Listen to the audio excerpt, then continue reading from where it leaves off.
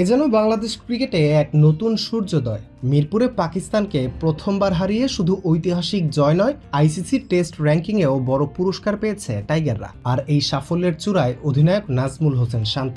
বিশ্ব টেস্ট চ্যাম্পিয়নশিপের র্যাঙ্কিংয়েও বড় লাভ দিয়েছে বাংলাদেশ। চোখে চোখ রাখছে ভারতের।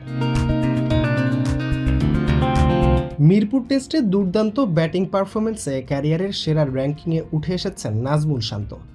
আইসিসি টেস্ট ব্যাটিং র্যাঙ্কিংয়ে 16 ধাপ এগিয়ে এখন তিনি যৌথভাবে 23 নম্বরে। তার পাশে একই পয়েন্ট নিয়ে আছেন পাকিস্তানের তারকা ব্যাটার বাবর আজম। প্রথম ইনিংসে 101 ও দ্বিতীয় ইনিংসে 87 রানের অসাধারণ পারফরমেন্সে ম্যাচ সেরাও হয়েছেন এই টাইগার কাপ্তান।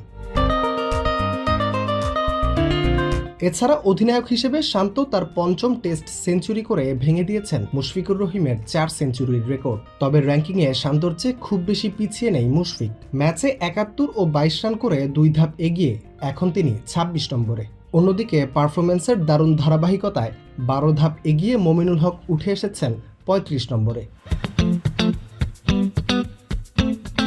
মিরপুরে বল হাতেও ছিল টাইগারদের দাপট। অভিজ্ঞ স্পিনার তাইজুল ইসলাম 2 ইনিংসেই 2টি করে উইকেট নিয়ে 3 ধাপ এগিয়ে উঠে এসেছেন 13 নম্বরে। আর গতির ঝড়ে পাকিস্তানকে কাঁপানো নাহিদ রানা 5 ধাপ এগিয়ে এখন 64 নম্বরে।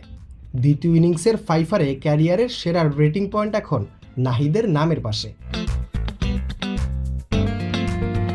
অবশ্য পাকিস্তানের হয়ে অভিষেকেই নজর কাড়েন ওপেনার আজান আওয়াইস ও ব্যাটার আবদুল্লাহ ফজল। এছাড়া বোলারদের মধ্যে নোমান আলী, শাহিন আফ্রিদি ও মোহাম্মদ আব্বাসরা শুধু ধরে রেখেছেন নিজেদের র্যাঙ্কিং। এই জয় বিশ্ব টেস্ট চ্যাম্পিয়নশিপের পয়েন্ট টেবিলেও পাকিস্তানকে টপকে গেছে বাংলাদেশ। 5-এ থাকা ভারতের কাঁধে মাত্র 4 পয়েন্টের ব্যবধানে নিঃশ্বাস ফেলছে লাল সবুজরা।